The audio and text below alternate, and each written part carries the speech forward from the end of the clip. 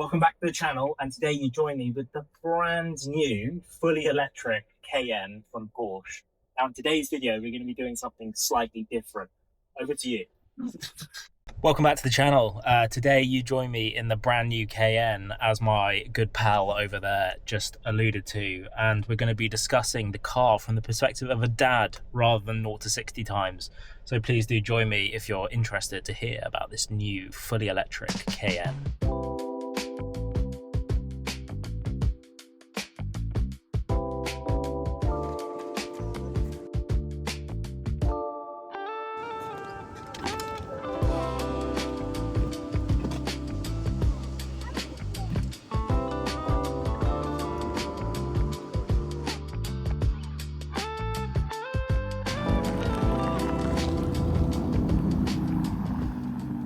Right, now most car reviews on YouTube will be centered around a car's 0 to 60 time or performance.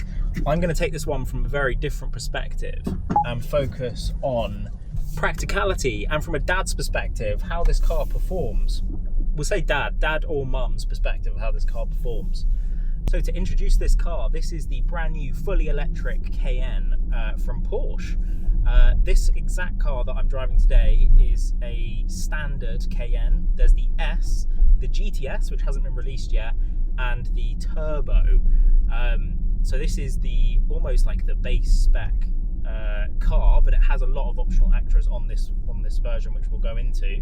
The car I'm driving today is spec'd to £105,000, I think just over 105.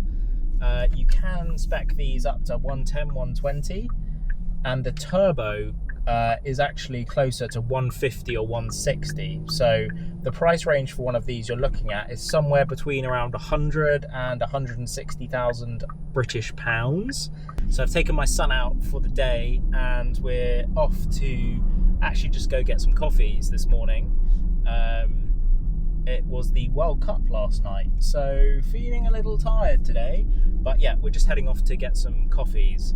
He is sat in the back in his car seat, which fits very nicely into this car. ISOFIX on the back, which works very well and was very easy to maneuver our non-branded, I won't state the brand, of car seat to fit.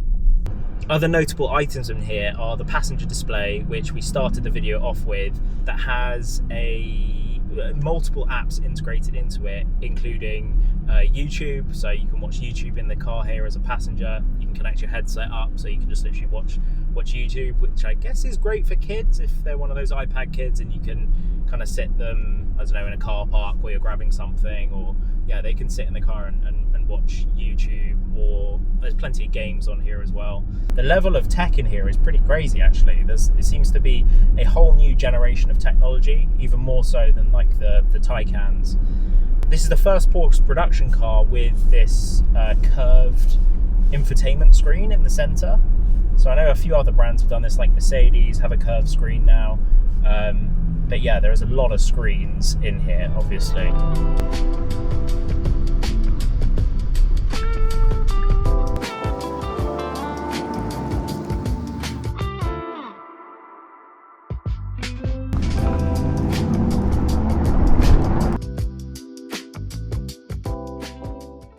Right, we've had our coffee, I've dropped my son off, and now we're going to talk around the options on this specific car, the spec that I've got from Porsche High Wycombe, and what I think about the overall design. Right, now from a practicality perspective, I'm also going to show you the boots on this car, and I say boots because there is a front boot and a rear boot. Obviously there's no engine up front, so yeah, there's a boot in the front.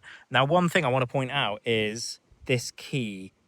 It's been formatted in a way so that every time I've come to open the car, I've accidentally clicked this, which opens the front boot. And yeah, every time I've tried to get in the car, I've accidentally clicked that button, and then the front boot has opened. And it's not an electronic front boot as well, so you have to close it manually. But yeah, there you go. That is the front trunk, which lots of Porsche owners will be very familiar with. Yeah, if you've owned a Porsche before. In the sports cars, the 911 and the Cayman and the Boxster, they have a front trunk. You have to give this a bit of a slam. And then in the back, we have, as you will have seen when I was putting the buggy and my son in the car. We have you can swipe your foot there, electronic tailgate. And he's got his Buzzy Bee potty in there, and I think there's actually something in that potty, so I should probably take that out. And the buggy. So yeah, this boot is a really good size. There is a button here as well to flick down the back seats, which, yeah, is super helpful for practicality. I actually don't know if you swipe your foot, if it closes too. Does it? Oh, it does. Beeping. There we go. Practical. Yeah, so from a storage perspective, there is plenty of storage in this car. You can fold down the back seats. It's got the front boot. Right, so some notable spec items on this particular model are the Bose speakers. You can see in here the number of screens on the interior is pretty crazy. So you obviously got the passenger display, the central infotainment screen, which is the first time it's been curved in a Porsche, which is pretty cool. And then we have the passenger display as well, which is an optional extra on this car. These are the 18-way seats as well, which are an optional extra. Then this two-tone leather is a pack you can get on the car. And this one has the sunroof as well. So it's a pretty tastefully spec car. This one comes up to around £105,000, all spec'd up. You can go all the way up to around 160 for the top of the range turbo with all the bits on it. You could probably get one higher than that, I think. That's £160,000.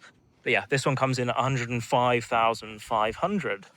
These wheels are an optional extra as well. I think they're an upgrade. They're the 22s. I think you can even go up to 23s on this car. I think the standard ones are 21s. So I've heard quite a few people online criticizing this car for looking a lot like other EVs on the market, kind of amorphous blobs. And when I first saw pictures, I kind of agreed, I'm not going to lie. But now I've actually seen one in person and lived with one for a day or so, I have come around to the way it looks a lot. And I especially like the rear. That is the bit that is really getting me going. Every time I see this, I think the rear looks so beefy. And yeah, I think the design on the rear is super successful. The front is still growing on me. I think it looks slightly Tesla-like. Just like a classic EV design, but I think over time I could live with that. So from a design perspective, I quite like what they've done with it. It's just obviously a very big car.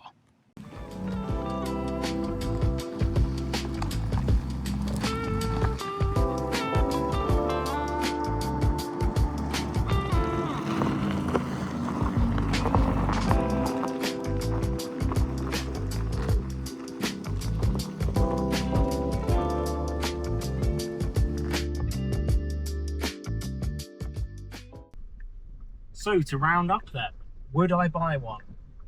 The answer to that is yes. For a family car, day out with my son, today has been super easy in this actually. So practical, so much space in the boot, very easy to get the larger of my children's seats in the back. One sticking point is the price. I think these are as I said, this spec is actually 105,000. I think within a couple of years, this will be 70,000. And for that, I'd say this is a fantastic car for the money. It's slightly on the higher end price-wise than I'd be comfortable with for this car. The interior quality is everything you'd expect from Porsche. It's great. I love all the tech in here. I think anyone older than me, and I'm young, I'm 33, would potentially struggle with the complexity of the infotainment screen and all the interface. It's taken me a little bit of getting used to, and I'm still not completely comfortable using it. There's so many different menus and things.